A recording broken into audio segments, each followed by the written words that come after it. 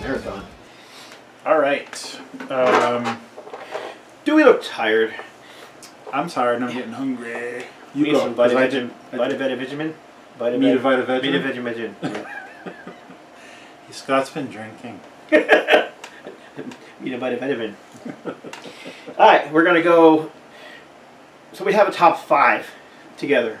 Yes, and then we have a top. And then we got to 6 through 10, where we're going to each show one. So yeah, actually, I think we had a top 6 together. Yeah, actually, and then we got 7 through 10 together. So this is Scott's 10. Here's my 10. Oh yeah. Thin Lizzy. Not shocking to see this on my list. You know how big of a Thin Lizzy fan I am. U.S. UK original pressing on Vertigo. Yep. And this one is kind of cool. It's got the die cut cover, which cuts out Brian Downey. No, wait. Yeah, one of them. I think it cuts out Brian Robertson. You can see it on the inside, and the cool part of this is it's a massive Jim Fitzpatrick drawing that you get to see all of the guys right there. And yeah, same track listing. But yeah, brilliant album. I mean, this was their big breakthrough album. It had the 2 huge hits for them. The only 2 songs really get played anywhere anymore. Boys Are Back in Town, Jailbreak. You got it. Yep. The Cowboy song is on here. Oh, why did I keep that? Because there's only 2 songs they ever wrote. So right, exactly. One of their heaviest songs is on here, Emerald. Emerald is awesome. Brilliant song. That song's been covered over and over and over again, most recently by Ace Frehley. Yep, that's true. He did a pretty good version of that. Warriors, Angels on the Coast. Warriors is a great one. Yeah. I love Warriors. But I mean, another one of those songs that's way overplayed, Jailbreak, but I still love that song. It's a great song. And the riff. Yep. It's so freaking heavy, man. I remember hearing that when I was a kid, just thinking, wow, that's heavy. And then deeper cuts, Angel from the Coast, Running Back, Romeo and the Lonely Girl, and Fight or Fall. Yeah, it's like half of this is hits and half are deeper cuts. Yep, and it's classic Thin Lizzy. It is. They had found their sound. They kind of got that twin guitar sound that every heavy metal band from the 80s stole, including Iron Maiden. Yep. Lizzy and Wishbone Ash. Wishbone Ash were the ones, yeah. I mean, they weren't the first to ever do it, no. But they were the ones who definitely made it popular and definitely the ones who inspired the likes of Iron Maiden and whatnot, Judas Priest. The only thing that bugs me about the cover is they put, it's Jailbreak Thin Lizzy, and it should be Thin Lizzy Jailbreak, but that's just me. It's a little irritant. See, Magic! Every time. All right, my 10, which I mentioned this one in another video today. Tech Ek by Black Sabbath, Technical Ecstasy. Real oddball, really. This comes on the heels of Sabotage, which was very heavy, very dark. This is a totally different approach. Yep, it's very much so. A lot lighter. I love the cover art. Yeah, awesome, awesome cover. What does it mean? I don't know. I think it's 2 robots having some kind of robot sex. Yeah, that's what I always thought. One's definitely male looking and one's female. Much more rock and roll going on here. Yep. There's not really, none of these songs really go into the places like the earlier albums had gone. Not real super mystical and stuff like that. But it's pretty solid. It's just different. It's, if you're expecting something from Sabbath, this was kind of odd. Bill Ward sang on that one? Yeah, Bill Ward sang on the ballad It's All Right. One of his, he had a vocal appearance on this one and the upcoming one, Never Say Die, which is the last cut on the album. I like it. I think strong songs on here are Backstreet Kids, All Moving Parts Stand Still. Gypsy. Gypsy's on there, right? Yep. You Won't Change Me. You know, I grew to love the whole thing. So it's strange for Black Sabbath, but if you love Sabbath and their original sound, you're going to love this anyway, and that's just how I am with them. I'm total whore for those guys. So that's my 10. This your 9? There's my 9. You want me to hold the contraband? Yeah. We won't focus on it too much. I didn't discover this album until the 80s. Yeah, early 80s. But man, I love the Scorpions. This is Virgin Killer. Yep. Julia Roth era Scorpions. I love most of the Scorpion stuff, but can't get enough of the Yuli area stuff. Yep. This is the Yuli era stuff. This is the American cover, the censored cover. This is the. Whoops. Yeah, I should move my fingers. This is- You know, we didn't want to belabor this, but this is the original cover. and I just It's I obviously. own all the alternate covers to all the Scorpions records, but I don't own that one just because I just find it Yeah.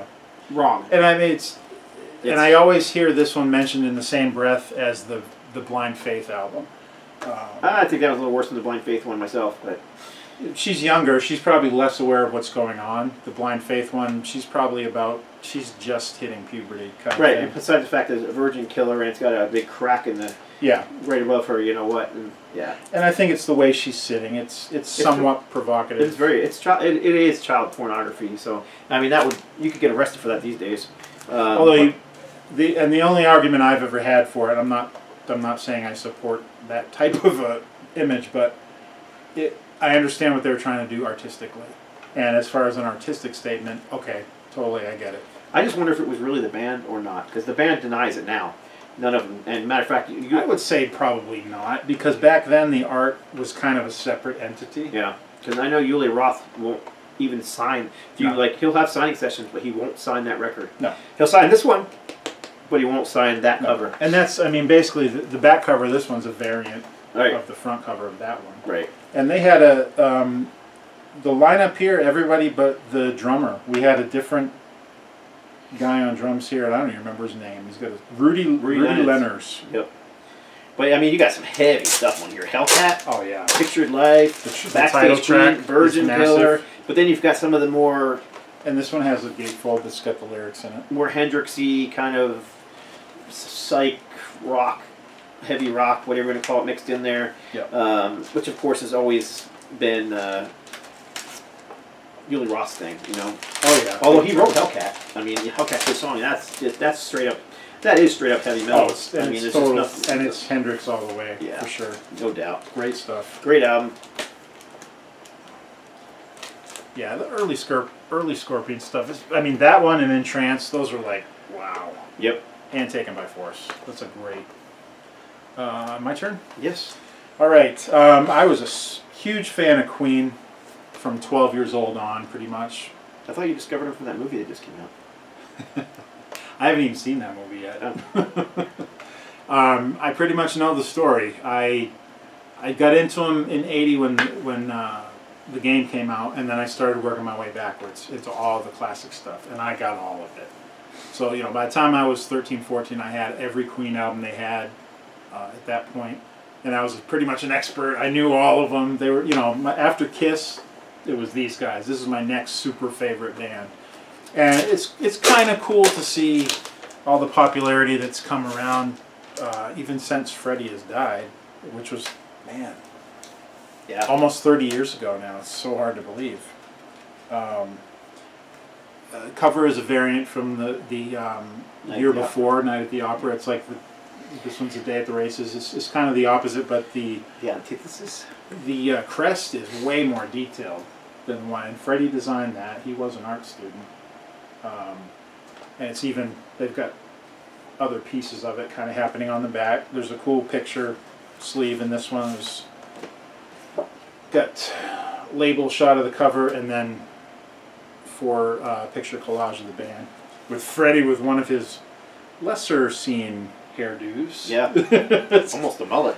Yeah, and he almost looks like he's Native American in that one too. This album probably has the biggest hit on here. Probably was "Somebody to Love." That's still a massive song. I love the whole thing. There's not a song on here I don't like. As far as hits, "Tie Your Mother Down," "Somebody to Love." It's great love songs on here. "You and I," "Long Away" was penned by Brian May. "Teo Toriate," "Let Us Cling Together." Great love song. It's a great album, but it's more full of deeper cuts. Yep. Which is why I like to listen to it. Yep. Because you're not totally sick of it. Yep. Exactly. And if you listen to it carefully, man, there's so much going on. I mean, Night at the Opera had so many different styles, kind of a conglomerate. This is the same way, just not as obviously. But if you listen really close, got a scratch, or is that supposed to be there? Don't know. Huh.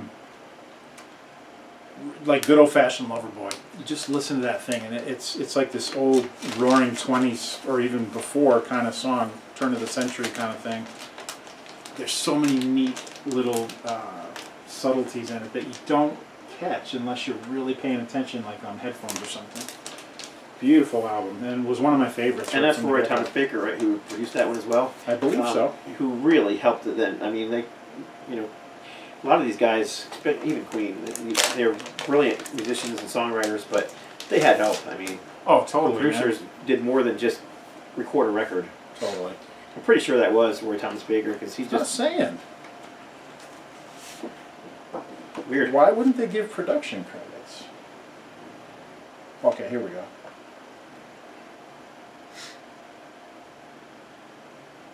It doesn't say, does it? Oh well, doesn't matter. It doesn't. I'm pretty sure it is. After that album, I think he kind of they started doing it all on their own, but no, it doesn't say anybody. Weird. Roy Thomas Baker definitely did Night at the Opera. Yeah, for and sure. he also did the Second Darkness album. Okay, next up. I don't know what number I'm on. You want to do a twofer of this one, or should? No. No. Okay. Live album from Rush, All the World the Stage. If you want to hear Rush at their heaviest, yep, this is it right here, because all that progginess is still there, but it's just mixed it's very with raw. This monstrous bass sound. There's not as much technology happening on this one yes, as later albums. it's just this growling bass sound. You know, that Rickenbacker bass sound. It doesn't play him anymore. No, it doesn't. But man, that's. And side 3 is my favorite side on here because of one song, Vitor and the Snow Dog. Awesome. And this version of it is so cool. I love the bass parts in there. That talking bass. Wow, wow, oh yeah. And it's just so cool and heavy, and and I think the song was Rush were great at taking little ordinary things. Like I think that it was actually written about 2 of their dogs. Probably. And they turned it into this massive fantasy kind of story. Yeah, it's my favorite live album from them. I know a lot of people like the other one, Stage Left. Exit Stage Left, better. It had more hits on it for sure. Oh yeah, this was basically the first 4 albums. Rush. The first 4 albums, because 2112 was part of this one as well. So. And after, I mean, Rush was pretty standard. They would do 3 albums and a live one, and if you count the first one being John Rutsey, they did that too. They had the different drummer, so it was like 3 albums live, 3 albums live. When Neil Peart joined, they got into that pattern, pretty much did it the rest of their career. Yeah. They have a lot of friggin' live albums, which tends to bug the piss out of me. Maiden does that. Oh, they got so many friggin' live albums. Because now they do one album and then 3 live albums. For me, that's overkill. It's too much. Yeah, there you go. All you. All right, this is number 7. No. Yes, number 7. That went from being my number 1 to number 6. All right, that one. This was the first Deep Purple I ever heard. Long before I heard Machine Head and Smoke on the Water, I heard Maiden Europe.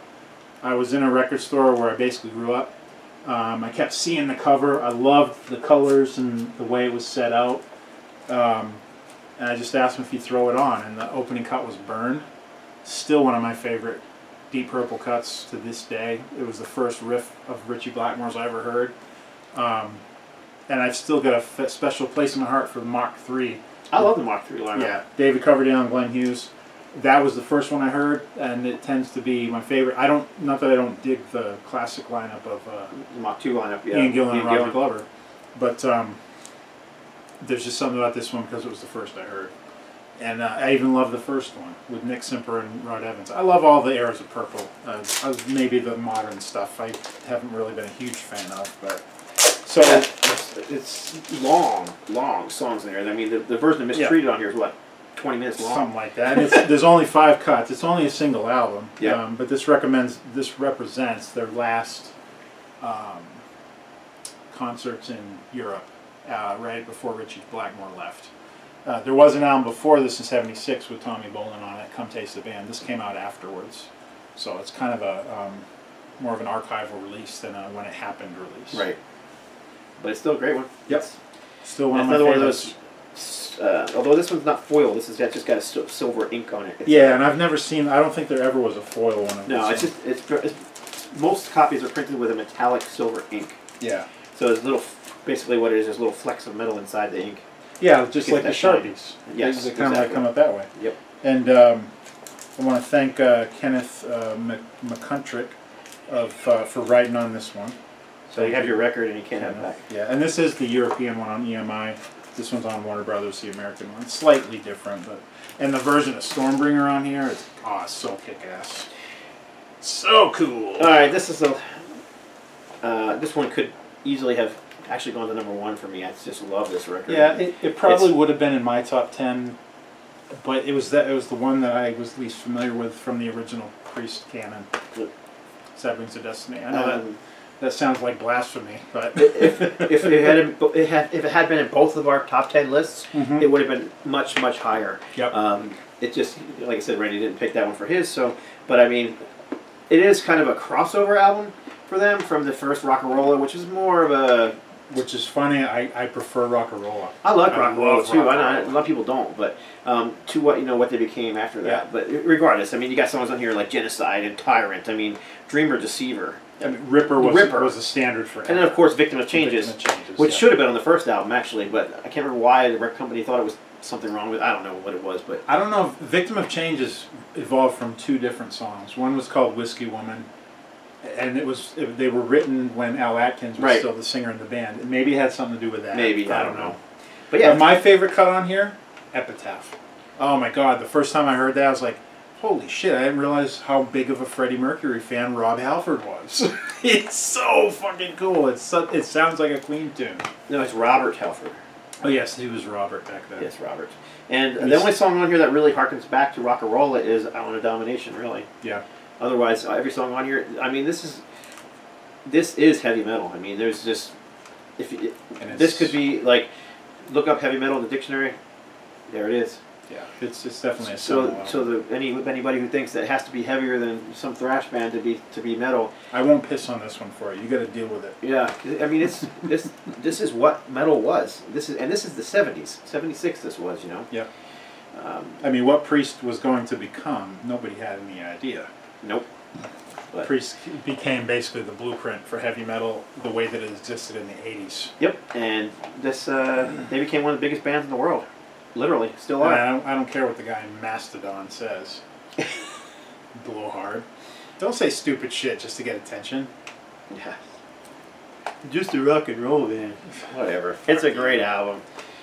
Yeah. And the cover. Oh, the cover's massive. Yeah. What an amazing cover.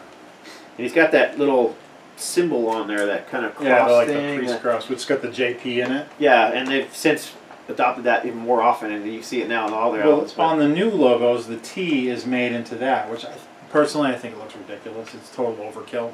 Yeah, I don't care about that, but it's just interesting that it showed up here and then kind of came back later. Later on, it showed up on Painkiller, I think. Yep, exactly. Yep.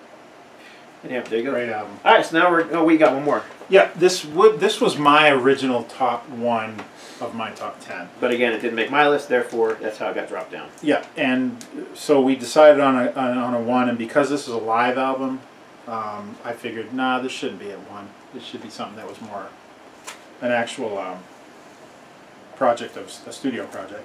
So Led Zeppelin song remains the same. I can't really overstate how much this movie and soundtrack meant to me since the first time I saw and heard it, probably around 1980. And this came out in '76. The band always said this was not their greatest performances. I don't care. These performances mean so much to me personally. The versions on here, they're just so burned into my memory that I could hear stuff that's considered better by the band or by critics or whatever, but they'll never outdo this for me. This is one of my favorite live albums of all time. I just friggin' love it. I like it. I mean, 26 minutes of Dazed and Confused, it's just awesome. The best version of Stairway to Heaven and No Quarter on here to me. I just remember going to the midnight movies and watching the movie Yep. middle of the night. Yep. And back in my party days in my early 20s, if I had overdone it, you know, with drink or smoking dope or something, I could always put this on and it would bring me right back to that center. It just had that effect on me for whatever reason. It just meant that much to me, and I'm going to stop before I start gushing. I love that album. All right, so now we're into our 6, right? We have basically 6. Is it 6 or 5? 1, can't remember. 2, 3, 4, 5, 6. Okay, top 6 that we both had in common. All right. Making the bottom of that list, but still in the top 6. It's a masterpiece of an album. It really is. It really, but it's very different from what Kiss were. In It the is. First 3 albums. And it was very much experimental for them. And thank you, Bob Ezrin. Yeah, Because he brought something out of them. if this had been just Kiss' 4th album the way they did the first 3, this is not what we would have got. Right. And there's lots of mystery, and it goes around this, like, you know, they claim that Ace never recorded the solo for, what song was it? Sweet Pain. Sweet Pain. He never recorded the solo, and then, oh, lo and behold, 4 years later, oh, here's the version with Ace's solo on it. And you listen to the solo, you're like, if it's coming out of Gene or Paul's mouth, I don't believe it. yeah. They are the worst revisionists of their own history ever.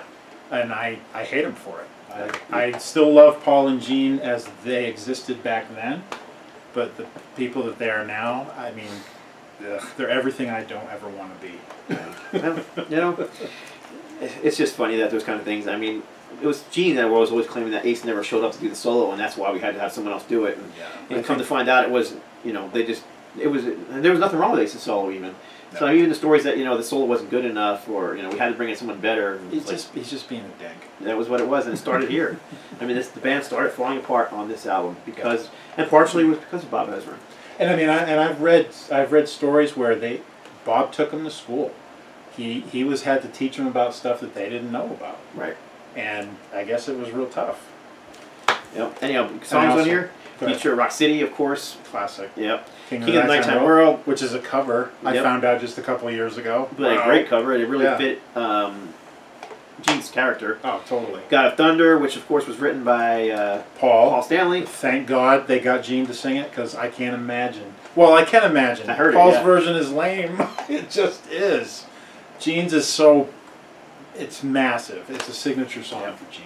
Then you've got great expectations. Which is hearkening of Gene's solo album that would come a couple of years later. Totally. Flamin' Youth. Flamin' Youth. Sweet Pain, which we just talked about. Yep. Shout It Out Loud. Probably one of my least favorite Kiss songs. It's an anthem. It's okay. It was their second anthem. I never understood why it was people like it so much. It's okay. It's fun to sing at a concert. I guess. Just like I Wanna Rock by Twisted Sister. Yeah, I hate that song. I do too, but when we went to see Twisted Sister... I get it. Yeah, I remember we were there. Yep. Yeah. So yeah, I guess I kind of get it, but at the same time, there's "Do You Love Me?" Yeah. Paul does it. I think it's on the acoustic show they did, and Paul sang that song. Oh my gosh, he could sing back then. Yeah. It's a shame we having to do the track thing now, but and then I don't talk about Kiss now. Unless it's to be pissed. the big hit on this album, Beth. Oh yeah. Then that one came from out of nowhere. They didn't even want to do it. Yep. They wanted. It was the B-side to Detroit Rock City. Yep. B-side. And it ended up getting so popular. Yep. And it was just so out of character for them, though. It was like, but it worked. I mean, it took a band that was struggling and it made them superstars. Superstars, exactly. Yep. Totally. So, yep. Destroyer, yeah, definitely cool. And I love Bob Ezrin. He revisited the producer's chair in '81 when they did Elder, and I love Elder too. I like Elder too, but apparently when Ezrin was kind of out of it, he was like doped up something fierce for that album, and you can kind of see why it didn't work as well as it could have. I mean the idea was good, and I still personally I love it. I understand why it didn't do well. Yeah. Oh, first appearance in here. Oh, the Kiss Army? The crest for the Kiss Army. Yep. I don't know exactly when it got established, but this is when it became real. And it's only got the lyrics for Detroit Rock City on the inside. I'm never quite sure why bands choose to do things like that. It's artistic. I guess. Alright, next up. Great one. Johnny You saw Fiddlesy earlier. We couldn't do it both because this album made both of our lists very high up. And this is one of my favorites. And yet it's not a fan favorite. I mean, it's not a public favorite. You know what I mean? No. It was never a huge album. I don't even know if there's a hit on it. The songwriting on it, though, is brilliant. Oh, it's amazing. And the lyrics, the whole thing, it's very soulful. And then lots of stories in the songs. Yep. And my personal favorite, Fool's Gold. Great song. Probably my favorite cut on the album. But I also love, Johnny the Fox, the song Johnny and Rocky, and Johnny the Fox meets Jimmy the Weed. Johnny the Fox. That one's got some total funk. He calls you Jimmy the Weed. Yep. And then the heaviest song on here, Massacre. Massacre's a great tune. Yeah. There's really not a song I don't like. Old Flame and Sweet Marie, that's just very poetic stuff that Phil and I did. Boogie Woogie Dance, again. Great stuff. It sounds not very heavy, but it's actually a pretty rocking song. And more awesome Jim Fitzpatrick artwork. I mean, all this kind of Celtic knot. Even the back. It's amazing. It's a beautiful album. Yeah, this one definitely. I definitely prefer this over Jailbreak. I like them both. I like them both, but I love. I'm just such a Lizzie fanatic, so. Just some albums you connect to them. Yeah. This is one of them. So we're on number something or other here. Let's see, that's number 4. Yeah. Number 4. Yeah. I mean, this probably could even have been number 1 for me at some point.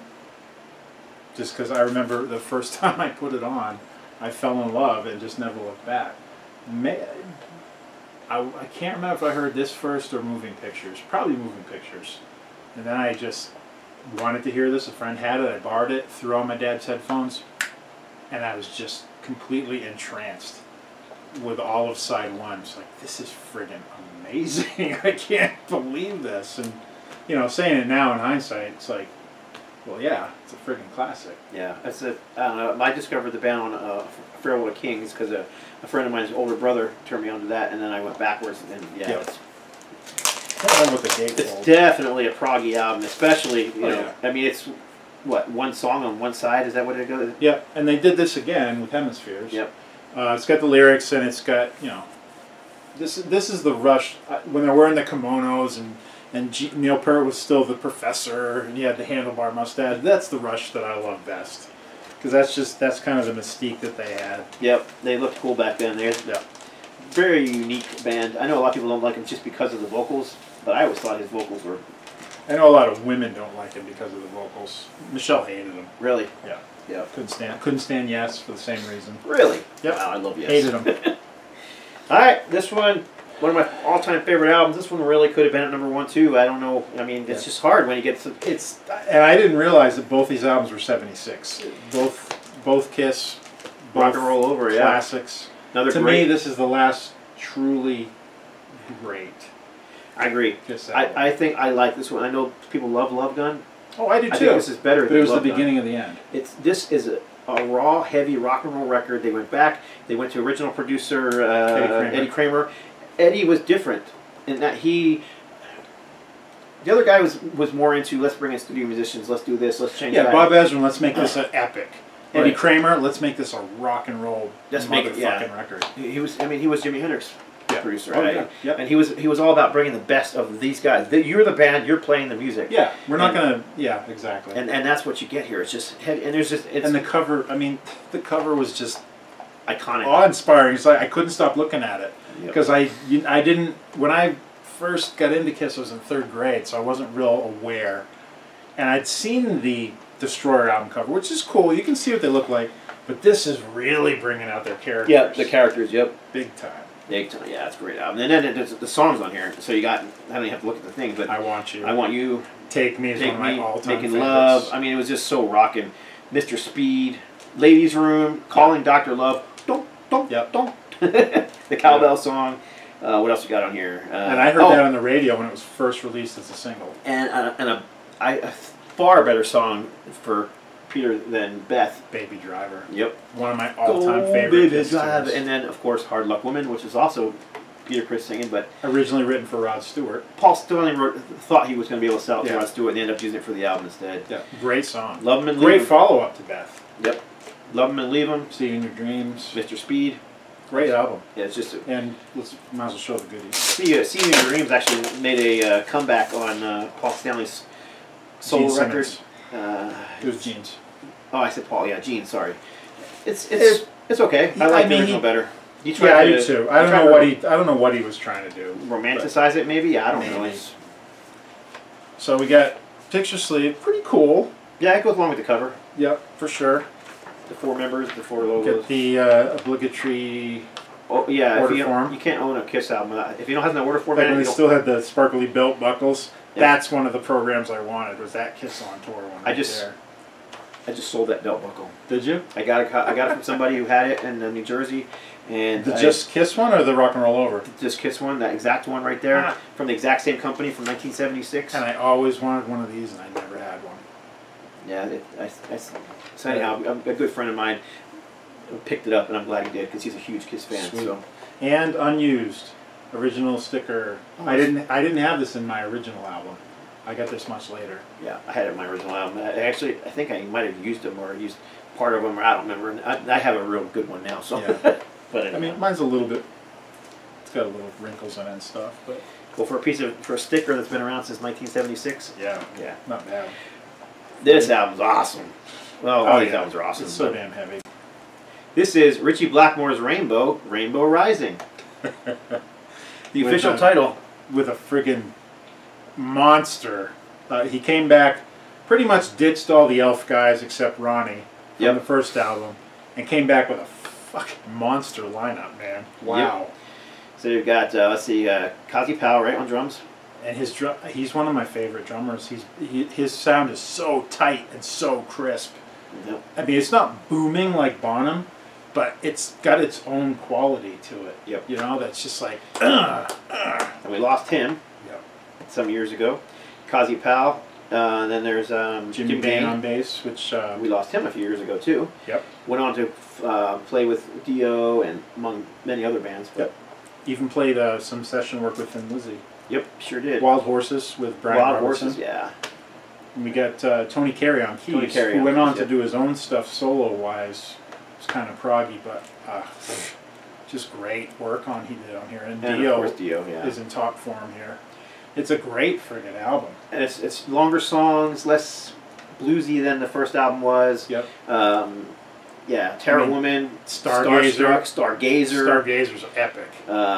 I'd probably, if I had to pick one song on here that's my least favorite, I'd probably say "Do You Close Your Eyes," but yeah, it's okay. It's not my favorite song on here, but the rest of the songs are just brilliant. Yeah, and Starstruck is such a great, catchy riff. And Starstruck and Stargazer both. Stargazer's amazing. And of course, Terror Woman. I mean, they kind of did another, like Gates of Babylon was real similar to Stargazer on the next album. And again, iconic cover. Yeah, very.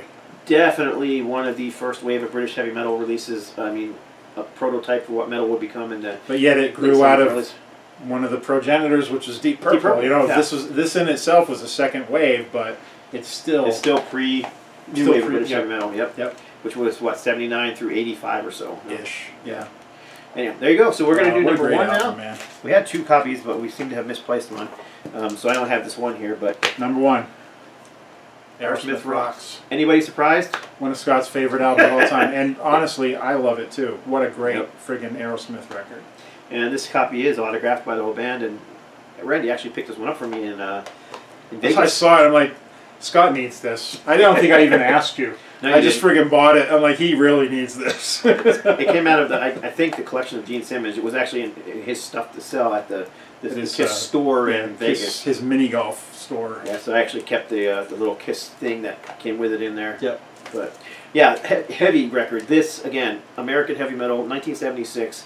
You don't get much heavier than songs like "Nobody's Fault" and "Sick as a Dog." And Back in the Saddle. I remember Back in the Saddle, hearing it on the radio, a brand new release when I was in like third grade. And that's where he got. Wow, I like Aerosmith. That's where he got his name, the Demon of Screaming, right there, just from that. I never heard that one. Yeah, Joe Perry calls him that on stage when he introduces him all the time. Demon of Screaming. You know, Rats in the Cellar combination. Oh man, this whole combination. And then of course it ends with Home Tonight, which is just a wicked cool ballad. Yeah, which is like kind of like the way that Toys in the Attic ended with "You See Me Crying." Yep. That was kind of the little pattern they had going. And it worked. And of course, that's thanks to Jack Douglas, who was producing all those albums, and and he just brought the best of them. Yeah, they were definitely in the throes of drug use here. Oh hell yeah! Not quite as bad as they would be for the next album, but has that got the picture sleeve in it? Yes. Well, I think it does. If you don't want to open it, that's cool. I only have like 7 or 8 copies of this. And it's got a great caricature of them on the picture sleeve too. I always liked it. Yeah, it's in there. And a cool collage. Yeah, that's freaking really cool. So it's kind of like, they're like bobbleheads almost. Yep, it's great. But yeah, it's just a heavy album. I mean, if you want to hear heavy for 70s, oh yeah, this is actually heavier than the same album that Sabbath released in '76. It's way heavier than Technical Ecstasy. Yeah, I would say so. I mean, by Nobody's Fault. That's a heavy friggin' song, and that was actually penned mostly by, if I'm not mistaken, Brad Whitford. Yep. I've heard it described, and he wrote some really heavy songs in the key of F sharp. Another one being Round and Round from Toys in the Attic that had this really heavy F sharp riff in it. Which one are you looking for? There's a shot where it's like he's puking or something. There's some really cool shots. It's a weird there. Picture. I can't. Oh, maybe it's just the one where he's got cake all over his face. Yeah. Maybe that's what I was thinking. Anyhow, it's just a brilliant record from them. Yep. So it's our number 1 from 1976. If I had made this list myself, it still would have been number 1 from 1976 for me. It's just one of my all-time favorite records. And when we did the collaborative, I was like, "There's no."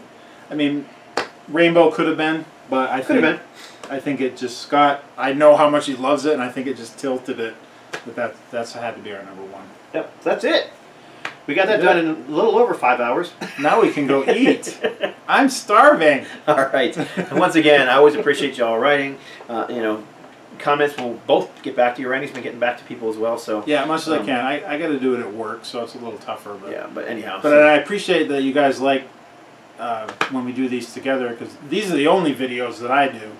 And I'm glad that you guys dig it, and that Scott lets me kind of ride in his coattails for it. So it's fun. I always have a blast. Yep. And we got lots more to do. Yeah, we several more years. Yeah. So. We've already picked the list. I've already started the list for 89. Yeah, and then 75. Then once we get into, I don't know. The 90s might be. We'll see. It's going to be a little bit tougher, but we were thinking about maybe doing a Kiss one, where with the best Kiss album, makeup era stuff. There's all kinds of crap we could do. Anyhow, all right, that's it. God bless. Stay strong. Yeah, I'm done. I am done. Yeah, me too. I'm smoked, man. I need to eat something. Oh. I don't know if we ever really plowed through those quite. I think we were both like, I'm hungry. Let's get this over with.